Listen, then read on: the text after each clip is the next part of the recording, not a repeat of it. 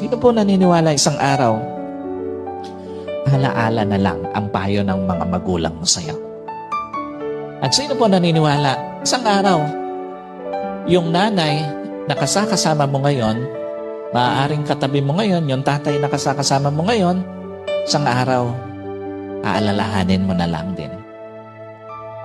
Hindi kayo forever na magkasama. Kaya nga, lahat ng magulang hanggat kasama pa yung anak, gagawin ng lahat. Ipapayo lahat ng mabuti, paaalalahanan ng anak kasi alam niya, isang araw, iiwan niya yung kanyang mga anak. Isang araw, hindi lang payo ng mga magulang mo ang magiging alaala.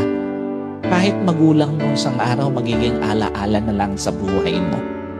Kaya nga napakapalad mo kung may magulang ka